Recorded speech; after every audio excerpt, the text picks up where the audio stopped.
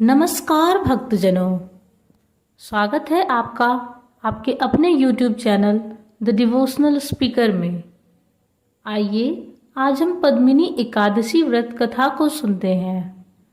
धर्मराज युधिष्ठिर बोले, हे जनार्दन, आपने सभी एकादशियों का विस्तार पूर्वक वर्णन कर मुझे सुनाया, अतः अब आप कृपा करके मुझे अधिक मास के शुक्ल पक्ष की एकादशी का क्या नाम है तथा उसकी विधि क्या है, इन सब के बारे में बताइए। श्री कृष्ण बोले, हे राजन, अधिक मास में शुक्ल पक्ष में जो एकादशी आती है वह पद्मिनी यानी कमला एकादशी कहलाती है। वैसे तो प्रत्येक वर्ष 24 एकादशियां होती है, परंतु जब अधिक मास या मलमास आता है तब इनकी संख्या बढ़कर 26 हो जाती है। अधिक मास या मलमास को जोड़कर वर्ष में 26 एकादशियां होती है। अधिक मास में 2 एकादशियां होती है जो पद्मिनी एकादशी और परमा एकादशी के नाम से जानी जाती है। यह एकादशी करने के लिए दशमी के दिन व्रत का आरंभ करके कांसे के पात्र में जौ, चावल आदि का भोजन करें तथा नमक न खाएं, भूमि पर सोएं और ब्रह्मचर्य व्रत का पालन करें। एकादशी के दिन ब्रह्म मुहूर्त में शौच आदि से निवृत्त होकर दंत धावन करें और जल के 12 कुल्ले करके शुद्ध हो जाएं। सूर्य उदय होने के पूर्व उत्तम तीर्थ में स्नान करने जाएं। इसमें गोबर, मिट्टी, तिल तथा कुश व आंवले के चूर्ण से विधि पूर्वक स्नान करें। श्वेत वस्त्र धारण करके भगवान विष्णु के मंदिर जाकर पूजा अर्चना करें। भगवान कृष्ण बोले, पुरुषोत्तम मास में अनेक पुण्यों को देने वाली एकादशी का नाम पद्मिनी है। इसका व्रत करने पर मनुष्य कीर्ति प्राप्त करके वैकुंठ हो जाता है, जो मनुष्यों के लिए भी दुर्लभ है। अब जो पद्मिनी एकादशी का व्रत भक्ति पूर्वक कर चुके हैं उनकी कथा कहता हूँ, ध्यान पूर्वक सुनो। यह सुंदर कथा पुलस्त्य जी ने नारद जी से कही थी। एक समय कार्तवीर्य ने रावण को अपने बंदीगृह में बंद कर लिया। उसे मुनि पुलस्त्य जी ने कार्तवीर्य से विनय करके छुड़ाया। इस घटना को सुनकर नारद जी ने पुलस्त्य जी से पूछा, हे महाराज, उस मायावी रावण को जिसने समस्त देवताओं सहित इंद्र को जीत लिया, कार्तवीर्य ने किस प्रकार जीता, सो आप मुझे बताइए।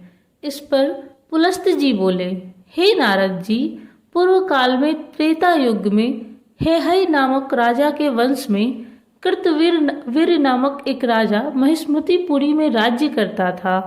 उस राजा को 1000 स्त्रियां थी, परंतु उसमें से किसी को भी राज्यभार संभालने योग्य पुत्र नहीं था। देवता, पितृ, सिद्ध तथा अनेक चिकित्सकों आदि से राजा ने पुत्र प्राप्ति के लिए काफी प्रयत्न किए, लेकिन सब असफल रहे। जिस प्रकार दुखी मनुष्य को भोग निरस मालूम पड़ते हैं, उसी प्रकार उसको भी अपना राज्य पुत्र बिना दुखमय प्रतीत होता था। अंत में वह तप के द्वारा ही सिद्धियों को प्राप्त जानकर तपस्या करने के लिए वन को चला गया। महाराज के साथ उनकी प्रिय रानी, जो इक्ष्वाकु वंश में उत्पन्न हुए राजा हरिश्चंद्र की पद्मिनी नाम वाली कन्या थी, राजा के साथ वन में जाने को तैयार हो गई। दोनों अपने मंत्री को राज्यभार सौंपकर राजसी वेश त्याग कर गंधमादन पर्वत पर तपस्या करने चले गए। उस स्थान पर इन लोगों ने 10,000 वर्ष तक तपस्या की, परंतु सिद्धि प्राप्त न हो सकी। राजा के शरीर में केवल हड्डियां रह गई थी। यह देखकर प्रमदा ने विनय सहित महासती अनुसुईया से पूछा, मेरे पतिदेव को तपस्या करते हुए 10,000 वर्ष बीत गए, परंतु अभी तक भगवान प्रसन्न नहीं हुए हैं जिससे मुझे पुत्र प्राप्त हो। इसका क्या कारण है? इस पर अनुसुईया बोली कि अधिक मास में जो 32 महीने आता है, उसमें जो 2 एकादशी होती है, इसमें शुक्ल पक्ष की एकादशी का नाम पद्मिनी और कृष्ण पक्ष की एकादशी का नाम परमा है। उसके व्रत और जागरण करने से भगवान तुम्हें अवश्य ही पुत्र देंगे। इसके पश्चात अनुसुईया जी ने व्रत की विधि बतलाई। रानी ने अनुसुईया की बतलाई विधि के अनुसार एकादशी का व्रत किया और रात्रि में जागरण किया। इससे भगवान विष्णु उस पर बहुत प्रसन्न हुए और वरदान मांगने के लिए कहा। रानी ने कहा, आप यह वरदान मेरे पति को दीजिए। प्रमदा का वचन सुनकर भगवान विष्णु बोले, हे प्रमदे, मलमास मुझे बहुत प्रिय है, उसमें भी एकादशी तिथि मुझे सबसे अधिक प्रिय है। इस एकादशी का व्रत तथा रात्रि जागरण तुमने विधि पूर्वक किया, इसलिए मैं तुम पर अत्यंत प्रसन्न हूँ। इतना कहकर भगवान विष्णु राजा से बोले, हे राजेंद्र, तुम अपनी इच्छा के अनुसार वर मांगो, क्योंकि तुम्हारी स्त्री ने मुझको प्रसन्न किया है। भगवान की मधुर वाणी सुनकर राजा बोला, हे भगवान, आप मुझे सबसे श्रेष्ठ, सबके द्वारा पूजित तथा आपके अतिरिक्त देव, दानव, मनुष्य आदि से अजय उत्तम पुत्र दीजिए। भगवान तथास्तु कहकर अंतर्ध्यान हो गए।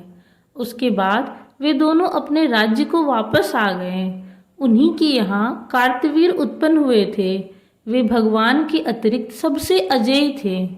इन्होंने रावण को जीत लिया था। यह सब पद्मिनी के व्रत का प्रभाव था। सो हे नारद, जिन मनुष्यों ने मलमास शुक्ल पक्ष एकादशी का व्रत किया है, जो संपूर्ण कथा को पढ़ते या सुनते हैं, वे भी यश के भागी होकर विष्णु लोक को प्राप्त होते हैं।